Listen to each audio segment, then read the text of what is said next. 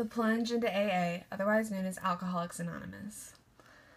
My cultural immersion experience for going into AA was definitely something I wasn't expecting, nor was I expecting to even go into AA. I actually had a friend who felt like she needed some help, and me and some of my other friends sought her this help, and we all just went in together with an open mind, and that's exactly what we found was a very opening, enriching experience. Everyone was very friendly and welcoming and accepting. Multiple people came up to us as soon as we got there, welcoming us to the groups, saying they hope they see us again, telling us their name, and just trying to find out a little about us without prying or anything.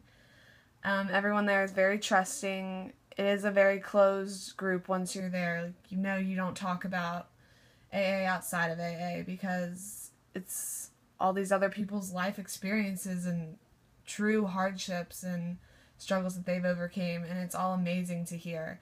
I remember hearing so many people's stories, and just looking at them, I would never have thought they came from where they came from, or they've done the things they've done, and it was just amazing to see the hurdles they've overcame. Many of these people live their lives based off of the 12 steps that I'm sure many of you have heard about. And, you know, it's basically admitting to yourself, a higher power, and another person that alcohol has won, but you're going to defeat it. You're going to defeat the disease because it is not you. You can overcome anything. And with this, you get chips. Many of you may know or may not know that your first chip is a white chip, and that's you admitting that alcohol is stronger than you and you need help. And there's other colors for the extent of how long you have been alcohol free. The white being the first chip, and seeing someone get up and get any of those chips, but especially the first one, is just a very moving and undescribable experience. It made me feel something I didn't even know I could feel for someone I don't even know. And it's something that I would recommend anyone to go do it if they could. Ronnie is the man I interviewed, and he was middle-aged with a very troubled past. As a teenager, he went through a long period of drinking and drug use because he didn't see anything else for him. He didn't see a life in himself, and he was ready to die.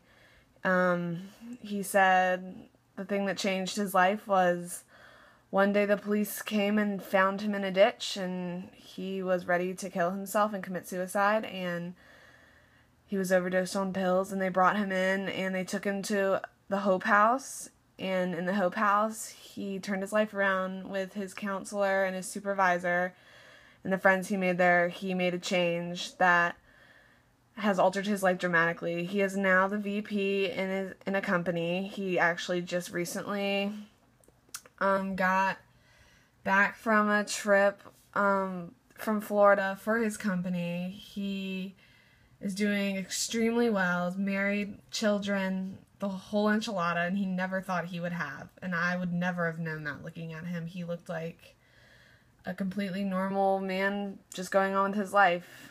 You could definitely not judge a book by its cover. He said that this group has changed his life dramatically for the better. He attends a meeting 5 days a week, every week, because he knows that's what he needs to do to stay on track and keep up with his life the way he wants to. He trusts the members and uses their support for everything he does. He knows he can turn to the group whenever he may need them because they're always there, and he goes there every night for 5 days a week. And he knows that he has done something amazing with his life because this disease was going to kill him and tried to kill him more than one time. One stereotype he did not approve of is how everyone in people assume that everyone in AA is forced to be there through the court or in poverty, or they're just because they have nowhere else to go, but that's not true. It's people who have made this big decision to change their life, a decision that many people can't make for themselves for small things. And I think anybody who can stand up and admit this is a very strong person. And he likes that it is kept so on the down low. It's not advertised. No one will ever know he's in AA unless he told them. And that's one of the great things about it. AA people aren't bad people. They're just people who made some bad decisions, but haven't we all made some bad decisions? Theirs just may have had more serious effects than other people's.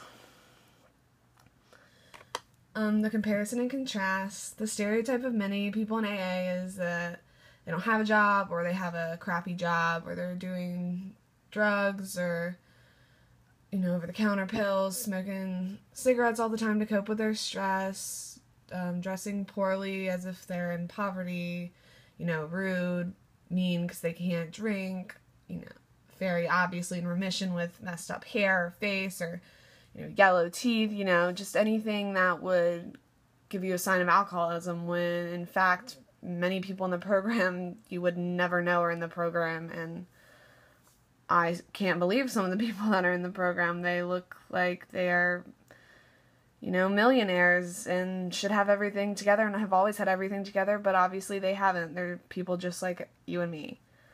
Ronnie, against the stereotypes, he had just done business trips, does travels all the time for work, gets all these rich and adventurous experiences.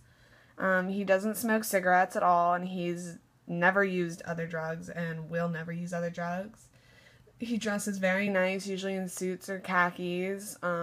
He is actually going on 30 years alcohol-free, and he is always very clean-cut and presentable.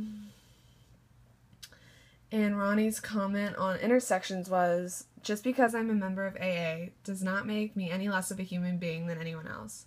We have to learn to move past our mistakes and focus on bettering ourselves for the future. Without this mindset, I would not be where I am today, and I hope others will be able to see the impact it has on my life." With this quote, Ronnie also said that AA isn't just some group you attend every week. It is something that has made you who you are today, and you don't forget that, because you will keep going through your 12 steps and keep being reminded of the things in your past to make you better and to continue to help you progress in life. Factors to keep in mind is that I would like to keep in mind that while counseling these people is that alcoholics have been through many traumatic, severe events, such as, trying to commit suicide, drinking to the point where they don't remember what happened, waking up in a ditch, all these different things. And you have to be considerate of it when you're talking to them, because you don't want to offend them or judge them or stereotype them like they always have been. And I would also want to keep in mind that trust is a really important factor to this person, because trust is what they have learned as being in Alcoholics Anonymous. You learn to trust your higher power and your sponsor and the people around you, that they're going to help you and keep motivating you to keep going in life and to make the right decisions and to stay away from the thing that wants to hurt you and to just be a better person. And Ronnie had taken it very well into consideration and is doing great things with his life today, and I'm very proud of him, and I'm so happy I was able to meet him, and so happy I was able to get the experience to go in Alcoholics Anonymous, because it honestly changed my life and my view on so many people and stereotyping and how you really don't know a person until you get a chance to sit down and talk with them. I realized my own stereotypes of misunderstood groups throughout the community, and after recognizing these, I've become a lot more open to people's differences, and in turn, I'm a lot more curious to know about these groups and people's stories. And this is the knowledge I've gained from this program, and I would just like to thank you.